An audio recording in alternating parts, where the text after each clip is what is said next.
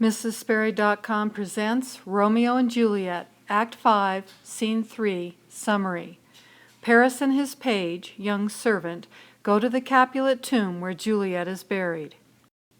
Paris tells his page to give him his torch.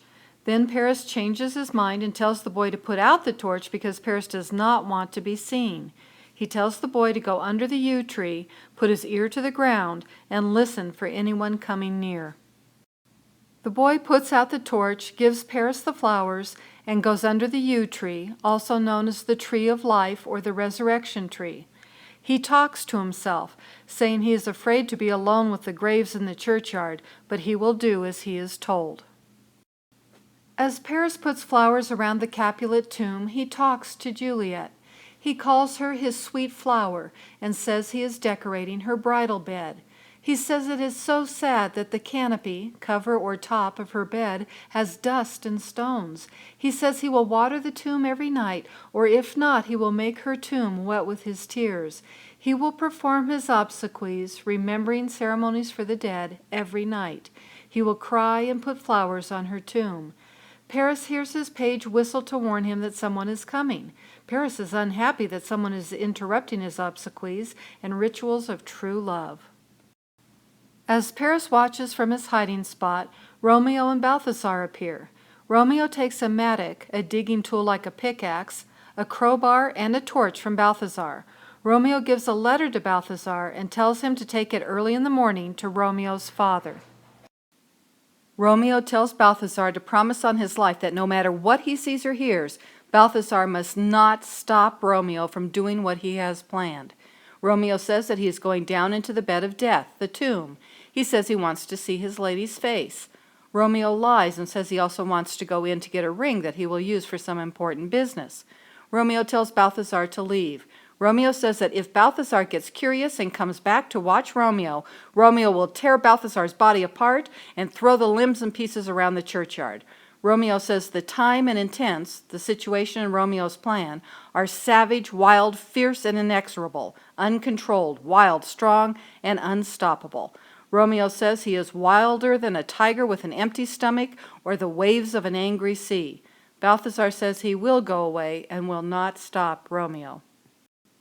Romeo says he is happy Balthasar is showing his friendship, gives Balthasar some money, and tells him to live and be prosperous, be well and successful. Romeo says farewell, a goodbye that is sometimes said to someone that will not be seen for a long time or never again. Balthasar moves away from Romeo but tells himself that he will hide nearby because he is worried about how Romeo looks so upset, and he is worried about Romeo's plan. Balthasar lies down on the ground and falls asleep. Romeo talks to the tomb. He says, "Thou detestable maw, thou womb of death, gorged with the dearest morsel of the earth, thus I enforce thy rotten jaws to open, and in despite I'll cram thee with more food." He is saying that the tomb is a maw, a mouth, and a womb of death. The tomb is like a womb because it holds bodies within, but unlike a mother's womb, the bodies are dead. Romeo says the tomb has gorged itself, eaten quickly, the dearest morsel, dearest piece. Romeo means the tomb has eaten Juliet, taken her inside. Now Romeo will open the tomb's jaws, doors, and feed it more food, Romeo himself. Paris is watching and says to himself, "This is that banished Montague that murdered my love's cousin." Paris says that it is believed that Juliet died because she was so sad about her cousin Tybalt's murder. Romeo must have come to do something bad to the bodies of Tybalt and Juliet. Paris says he will apprehend, catch Romeo. Then he yells, "Stop!" to Romeo. Paris asks Romeo if he is carrying out the Montague-Capulet feud even after his victims are dead. Paris has no idea that Romeo had married Juliet. Paris only knows that Romeo killed Tybalt and that the Montagues and Capulets have been killing each other for a long time. Paris tells Romeo that he must go with Paris to the watch, the law officers, because Romeo must die. The prince had said that Romeo would be killed if he ever returned to Verona. Romeo agrees that he must die. Romeo says that is why he has come to the tomb. Again, Paris does not understand. Romeo calls Paris a good, gentle youth, and asks him to not make Romeo add to his sins by making him kill another man, Paris. Romeo says that he is armed against himself, wants to kill only himself. Romeo tells Paris to leave, live, and tell everyone that a madman showed mercy by asking Paris to run away. Paris says he will not leave. He says he will catch Romeo because Romeo is a felon, a criminal. They fight, and Paris's page runs to get the watch. Suddenly Paris says, "Oh, I am slain," killed. "If thou be merciful, open the tomb, lay me with Juliet." Paris dies. Romeo says he will put the man he has killed into the tomb with Juliet. Romeo looks at the face of the man he has just killed. He sees that he has killed Paris, a cousin of Romeo's dear friend Mercutio. He remembers that Balthasar had told him County Paris was supposed to marry Juliet. Romeo looks at the body of Paris. He says, "Oh, give me thy hand." Then he picks up Paris. Romeo says that both he and Paris had misfortune. Neither was able to be with Juliet. Also, Romeo will soon be dead like Paris. Romeo says he will bury Paris in a great tomb, Juliet's tomb. Romeo puts Paris in Juliet's tomb and tells Paris the room is not a grave. Although the room holds the bodies of many Capulets, including the body of Tybalt, Romeo says the room is a lantern, a room full of light from many windows. Although there are no windows in a tomb, Romeo says the light comes from Juliet's beauty, and he tells Paris to rest in the tomb. He says Paris is a dead man buried by a dead man, because Romeo himself will soon be dead. As Romeo looks at Juliet and prepares to kill himself, he speaks about his thoughts of dying. He says that often when someone is about to die, family members and doctors have reported that the dying person seems to experience a lightness. Romeo wonders why. How is it possible? He looks at Juliet and says that death has sucked the honey from her breath, but death has not yet taken away her beauty. Juliet has not been conquered. Romeo says that beauty's ensign, flag, is the crimson, red color in her lips and cheeks, and it has not lost to death's pale flag. Romeo has no reason to think that the color in Juliet's face is proof that she is not dead, only sleeping. The audience, though, is reminded by his words that Romeo is about to needlessly kill himself. Next, Romeo looks at Tybalt. He asks if there is anything better that he could do for Tybalt than to use the same hand that killed Tybalt to take the life of Tybalt's enemy, Romeo himself. Romeo will even the score by taking his own life to make up for killing Tybalt. Romeo asks for Tybalt's forgiveness. Romeo looks again at Juliet and asks her why she is still so beautiful. He asks if Death is in love with her. He asks if Death, the monster, is keeping Juliet for himself. Romeo says he is afraid of Death keeping Juliet, so Romeo will kill himself and never from this palace of dim night depart again. He says he will remain with the worms that are her chambermaids. Romeo says he will rest in the tomb forever and finally get away from the stars, heaven, God, or fate that has made it impossible for him and Juliet to be happy together. Romeo tells his eyes to take their last look, his arms to take their last hug, and his lips, the doors of breath, to take their last kiss. Romeo kisses Juliet and says it is a righteous kiss that finishes forever the deal he has made with death. Romeo takes out the poison he bought from the apothecary. He calls it his guide and his pilot and says it is time to crash the ship, Romeo's body, on the rocks. He says, "Here's to my love." He drinks the poison. He says the apothecary told the truth that the poison would kill Romeo quickly. Romeo says, "Thus with a kiss I die." Romeo dies.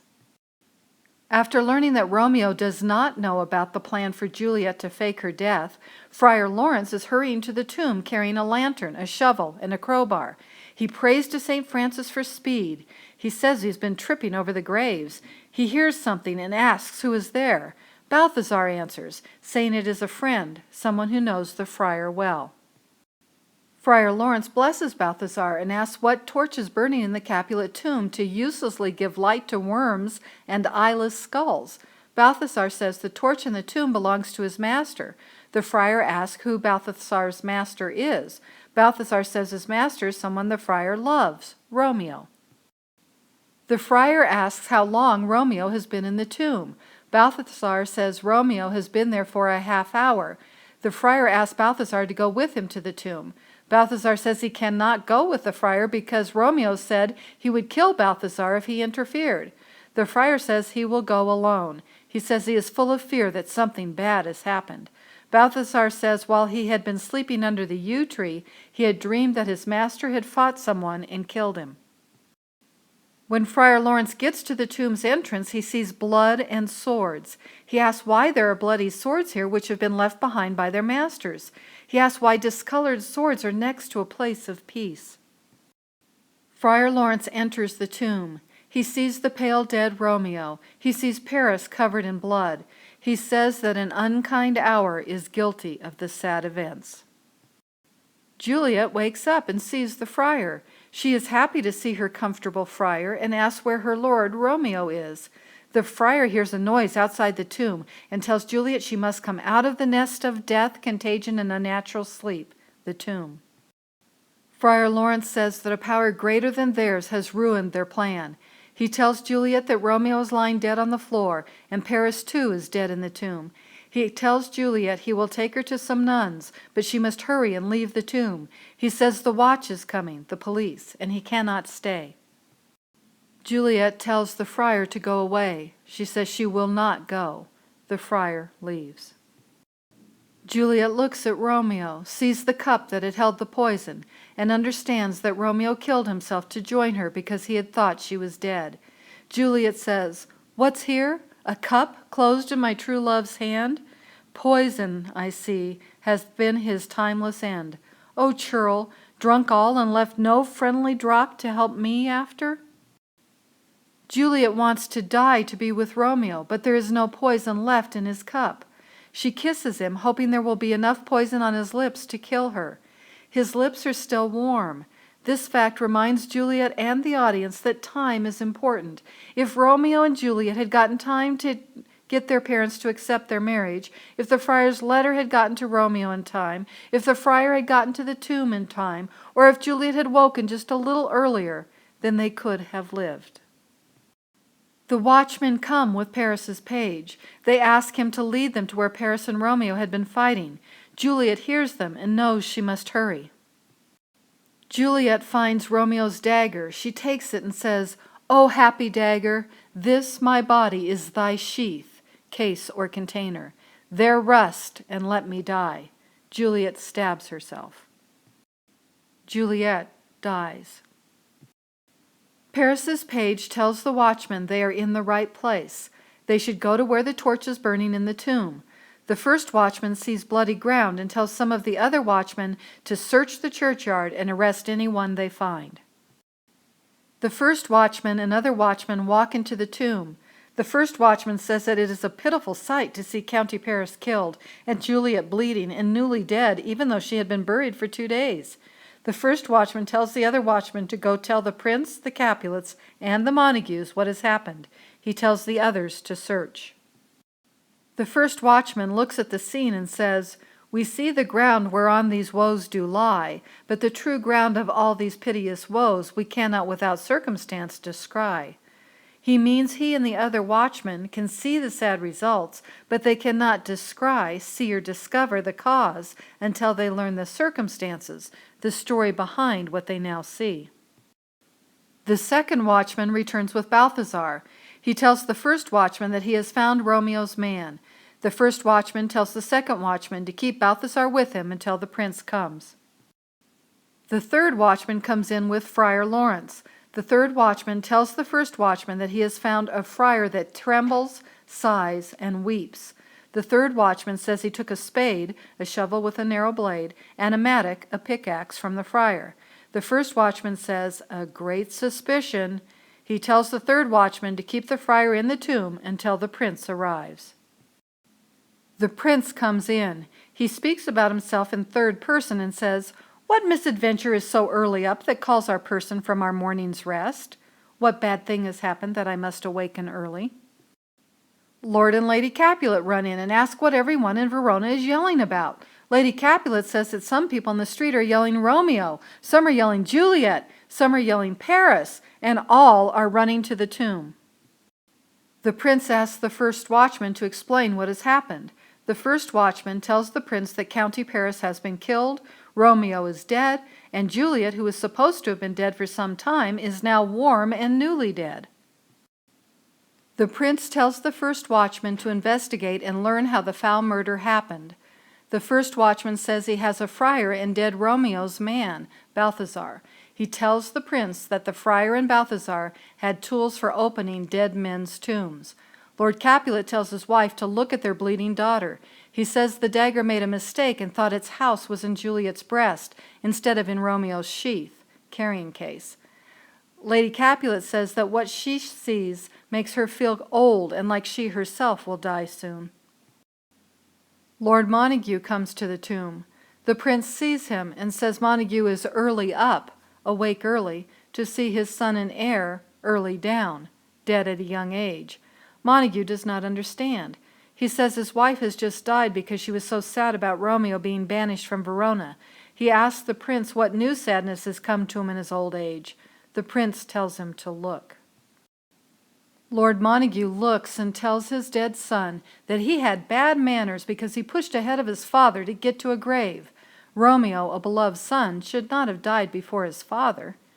The prince tells Lord Montague to hold back his anger and be quiet until they can learn what caused all of the trouble. Then the prince will be the cause of Montague's trouble and maybe even order Montague's death. The prince thinks the fighting between the Capulets and the Montagues is the cause of the deaths they see in front of them. The prince tells the watchman to bring the men who are suspected of having something to do with the deaths to him. Friar Laurence says he is the greatest suspect, but the one who could do the least to stop the tragedy. He says he is the most suspected because he was in the churchyard at the time the watchman came. The friar says he will condemn himself, but also excuse himself. The friar points to Romeo and says that Romeo was Juliet's husband, and Juliet was Romeo's faithful wife. The friar says he married Romeo and Juliet on the same day that Tybalt died. The friar says it was Tybalt's death that had caused the prince to banish Romeo from Verona, but it was Romeo's banishment that had made Juliet so sad. The friar tells Lord Capulet that when Capulet had tried to make Juliet happier by marrying her to County Paris, Juliet had gone to the friar and had told him if he could not stop the second marriage, she would kill herself. Friar Laurence explains that Juliet looked wild, so he gave her a sleeping potion that would make it look like she was dead. Then the friar wrote to Romeo to tell him to come and take Juliet from her borrowed grave when the potion had lost its force. Friar Laurence explains how the letter never got to Romeo, so the friar came to the tomb by himself to let Juliet out. The friar says he planned to keep Juliet in his cell, small room, until he could send another message to Romeo. When the friar got to the tomb, he was surprised to find Paris and Romeo dead. Then Juliet woke up, and the friar says he told Juliet to come with him. He says he told Juliet she would need time and patience to understand all of the sadness that heaven had brought. The friar says he heard a noise, and he left the tomb alone because Juliet would not go with him. Then Juliet must have killed herself. The friar tells the prince that is all he knows, and the nurse can tell the prince that she too knew about Romeo and Juliet's marriage. The friar says that if the tragedy is his fault, the prince should take his old life and punish him as much as the law will allow. The prince says he has always known the friar to be a holy man. Then the prince asks the watchman to bring Balthasar to him. Balthasar tells the prince that when everyone had thought Juliet was dead, he had taken news of her death to his master Romeo. Romeo had ridden from Mantua to Juliet's tomb in Verona. At the tomb, Romeo had given Balthasar a letter to give to Romeo's father. When Romeo went into the tomb, he had threatened Balthasar with death if he did not leave the tomb and Romeo. The prince asks for the letter and takes it. Then he asks for the watchman to bring in County Paris's page. County Paris's page is brought into the room. The prince asks what County Paris was doing at the tomb. The page says his master had come to put flowers around his lady's grave. Then a man with a torch had come to open the tomb, and his master had pulled out his sword. The page had run to get the watchman. The prince reads the letter Romeo had written to his father. Then he looks up and says that the letter agrees with what Friar Laurence had said about Romeo buying poison so he could die and be with Juliet. The prince asks for the enemies, Lord Capulet and Lord Montague, to come to him. He tells them to look at the tragedy that their hate has caused. The prince tells them that heaven finds means to kill your joys with love. Heaven found a way to use Romeo and Juliet's love for each other to destroy the happiness of the feuding, fighting Capulets and Montagues. The prince says that he too has been punished because he did not stop the fighting when it had first begun. As a result, his relatives, Mercutio and Paris, had been killed. Heaven has punished all of them. Capulet asks Montague to shake his hand. Capulet says his hand offered in friendship to Montague is Juliet's dowry, his wedding present, and asks for Montague to also give his hand in friendship. Montague shakes Capulet's hand and says he will give more than a handshake in friendship to Capulet. Montague says he will have a golden statue of Juliet Capulet made. As long as there is a city named Verona, no one will be honored more than the true and faithful Juliet. Capulet says he will have just as rich a statue made of Romeo to be next to the one of Juliet. Capulet says that Romeo and Juliet were sacrifices of their enmity, losses because of the hate between the Capulets and Montagues. The prince says that the morning brings a dark peace because the sun is too sad to show his head. The prince says it is time to go to discuss who will be pardoned and who will be punished. The prince ends the story when he describes it as being full of sadness, for never was a story of more woe than this of Juliet and her Romeo.